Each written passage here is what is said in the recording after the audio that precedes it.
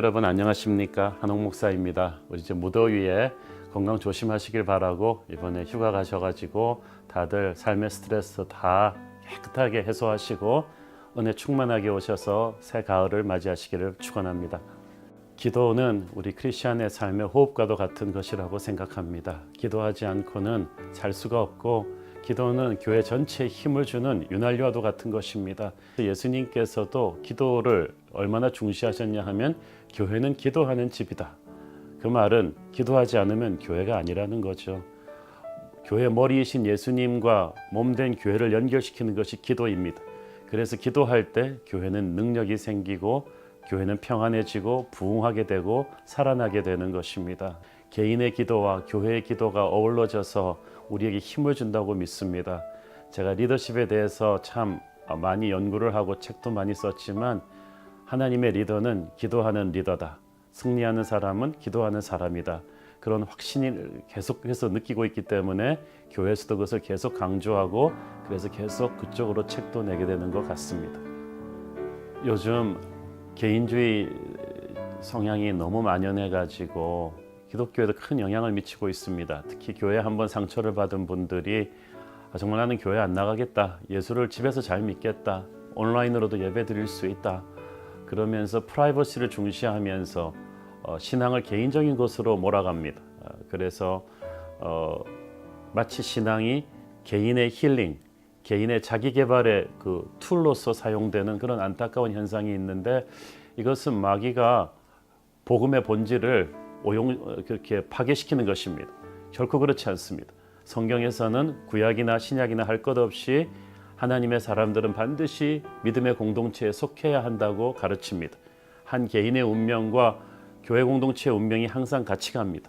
물론 성경에도 교회 공동체를 망치는 가슴 아픈 사람들이 있었죠. 아간도 있었고 아나니와 삽비라도 있었지만 그럼에도 불구하고 하나님께서는 교회를 정결케 하시고 반드시 교회를 지키게 하셨습니다. 병든 교회가 문제인 것이지 교회 자체가 문제인 것은 아닙니다. 교회를 우리가 어떻게든 건강하게 만들고 튼튼하게 세워서 교회 안에 같이 있을 때 우리는 세상의 시험 공격으로부터 보호받을 수 있고 하나님의 나라를 확장시킬 수 있는 능력을 가질 수 있는 것입니다. 저는 그래서 안티교회 성향이 강한 이 시대에 역설적으로 그래도 교회가 세상의 희망이다. 이런 메시지를 던지고 싶었습니다. 저는 제 부모님도 목사님이셨고 제 장인 장모님도 장로님 권사님이시고 주변에 정말 기도해 주시는 분들이 많습니다. 그리고 저희 교회에서도 보면은 위기가 있고 힘들 때 보면은 평소에는 잘 드러나지 않다가 제게 힘을 주고 교회를 지켜내는 분들은 다 기도의 용사들이었습니다. 그래서 이 기도의 중요성을 절감한 뒤부터는 어떤 일이 있어도 저는 먼저 모든 중보 기도자들에게 전달합니다. 저를 위해서 기도해 주십시오.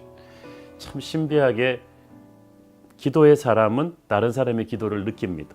그래서 그 사람들의 기도를 흡수합니다. 사도 바울이 항상 어느 교회 편지를 쓰든지 간에 자기를 위해 기도해 달라고 부탁합니다. 사도 바울은 물방울 같은 기도들을 한꺼번에 모아서 거대한 폭포수로 만드는 힘을 알고 있었습니다. 우리도 그것을 인식해야만 합니다. 그냥 인사치레로 기도해 주십시오 할 게 아니라 정말 절절히 기도의 중요성을 인지하고 서로 기도로 딱 네트워킹이 되면 그 교회는 강합니다. 목회자가 먼저 그 기도의 중요성을 인지하고 교회 중보기도팀을 잘 활용하고 격려하고 자기도 그들과 함께 기도하면서 호흡을 맞춰 나갈 때 저는 교회의 수많은 위기를 돌파할 수 있었고 그로 인해 교회가 강하고 단단하게 부흥해가는 것을 느낄 수가 있었습니다. 그래서 제 개인적으로 새로운 교회가 많은 어려움과 힘든 때도 있었지만 여기까지 오기까지 목회자와 성도가 서로 단단하게 중보기도해주는 힘으로 왔다고 저는 믿습니다. 그래서 이것을 강조하고 싶고 모든 분들에게 추천하고 싶습니다. 저는 우리 한국 교회가 십자가를 강조하는 데 반해서 부활의 주님을 누리는 데는 조금 약한 것 같아요. 하나님께서는 너무가 이렇게 사역을 하면서 과부하로 걸려서 쓰러지는 것을 원치 않으십니다. 내 멍에는 쉽고 가볍다고 하셨어요. 내 멍에란 하나님의 방법대로 일하는 것입니다. 바쁘게 일하는 마르다도 중요하지만 주님의 임재 앞에 깊이 머무르는 마리아적인 영성이 같이 겸비되어야만 합니다. 그래서 세상에서도 지금 워라벨, 워크 앤 라이프 밸런스를 강조하는데 그보다 훨씬 먼저 하나님께서는 안식일을 주셨고 안식과 재충전을 통해서 새로운 사역의 스테이지에 힘을 받는 그런 균형 잡힌 시스템을 강조하셨어요. 그래서 저는 우리 한국교회가 이제 또 새로운 위기를 거쳐서 성숙해가는 단계에서 하나님의 안식과 축제와 기쁨을 충만하게 누리는 그런 교회, 그런 신앙생활이 되셨으면 좋겠습니다. 사람들이 그 좋은 교회 그러면 그냥 하하 웃고 행복하고 건물 잘 해놓고 그런 겉모습적인 요소를 많이 봅니다. 그리고 어둡고 칙칙한 얘기는 하지 말라고 하고 조엘 오스틴의 긍정의 힘 같은 메시지가 그런 거죠. 그렇지만 그것은 진짜 내게 힘을 주는 교회의 펀더멘털을 모르는 거예요. 광야에서 하나님께서 이스라엘에게 명하신 전쟁과 꾸지람의 대부분은 외부의 적을 상대로 싸울 때가 아니라 내부의 적을 제거할 때 얘기였어요. 외부의 적이 강해서 하나님의 공동체가 진정은 한 번도 없었습니다. 다 내부에 방치된 죄 때문이었어요. 아간 때문에 치고 그리고 여러 그 미디안의 여인들과 간음했기 때문에 무너지고 그래서 하나님께서는 아프지만 상처를 도려내게 하셨어요. 그 거룩을 통해서 하나님은 우리를 살리고자 하신 거예요. 그렇게 해서 거룩을 회복해야 이 교회가 안전해지고 기쁨이 생깁니다. 예를 들어서 요즘 한국 사회에 들불처럼 번지고 있는 미투 운동 같은 경우도 거룩과 깨끗함이 얼마나 중요한가. 거룩하고 깨끗한 조직, 그런 곳은 회사라도 안전합니다. 그런 곳에 가면 행복할 수가 있지만 거기에 더러운 죄가 많으면 결코 행복할 수가 없고 힘을 받을 수도 없어요. 우리가 샤워하고 나면 몸이 아주 그냥 날아갈 듯이 유쾌하고 힘을 받잖아요. 내 몸에서 종양을 제거하고 나면 몸에서 힘이 나듯이 거룩은 내게 힘을 주는 축제 교회로 가기 위한 필수적인 중간 과정이라고 저는 봅니다. 그래서 아프지만 이것을 해야 된다. 그래서 성경 곳곳에서 저는 내게 힘을 주는 진정한 교회 공동체의 비밀이 거룩을 회복하는 것이라고 믿습니다. 3년 전부터 우리가 시작된 이 신년 특세 40일 제가 외부 강사도 초청하지 않고 담임 목사가 직접 매일매일 부흥하듯이 뜨겁게 기도하고 또 본당에 모인 가득 메운 이 성도들 외에도 서울 곳곳에 수도권 전역에 7개의 스테이션을 만들어서 온라인으로 같이 예배를 드릴 때 단순히 찬양 드리고 설교만 하는 것이 아니라 같이 함께 기도할 때 수많은 사람들의 병이 낫고 가정이 회복되는 역사가 있었어요.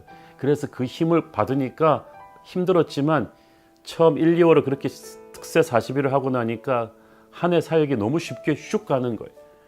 영적인 생활이 그렇습니다. 이게 전쟁에서도 보면은 한산대첩 또는 연합군의 노르만디 상륙작전 같은 큰 승리가 있고 나면은 그 다음 작은 전쟁은 그 힘을 얻고 쑥 가듯이 특세 40일이 우리에게 그런 것 같았어요.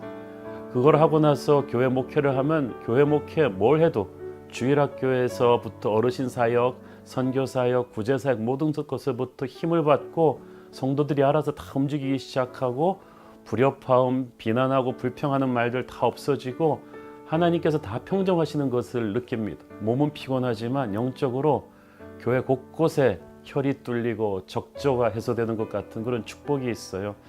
그래서 다른 교회들한테도 제가 좀 적극적으로 추천하고 싶어요. 요새는 뭐 40일 특세 이런 거 잘 안 된다고 하는데 저는 그렇게 생각지 않습니다. 오히려 지금이 바로 한국 교회가 다시 한번 분발해서 기도에 매진할 때라고 저는 믿습니다. 무엇보다도 교회를 사랑해 주십시오. 내 어머니가 나병 환자라도 나는 내 어머니를 사랑할 것이라는 말이 있습니다. 제가 미국에서 이민 생활할 때 보니까 한국 사람이면서도 미국 와서 한국 욕하는 사람들 보는 게 참 안타까웠습니다. 그렇다고 백인들이 박수 쳐주지 않거든요. 마찬가지입니다. 크리스찬이라면 교회는 자기 어머니와도 같은 것이고 조국과도 같은 것입니다. 예수 안 믿는 사람들 앞에서 예수 믿는 사람들이 교회 비난하는 거 그거 세상 사람들이 박수 쳐주지 않습니다. 우리는 교회를 위해서 눈물을 흘려 기도해야만 합니다. 기도로 교회는 회복될 수 있습니다. 여러분이 사랑하고 믿어줌으로 회복될 수 있습니다. 세우는 것은 힘든데 무너뜨리는 건 잠깐이거든요. 100년의 영광을 가진 교회도 한 달 기도하지 않으면 순식간에 무너질 수 있습니다. 한국 교회는 지금 위기에 와 있기 때문에 목회자와 성도들 모두가 교회를 위해서 전력 투구하면서 기도해야 합니다. 서로 사랑해야 합니다. 비난의 입술을 닫고 기도의 무릎을 강하게 하십시오. 그러면 우리 모두에게 힘을 주는 한국교회가 다시 회복될 것이고, 그때 하나님은 새 역사를 시작하실 줄로 믿습니다.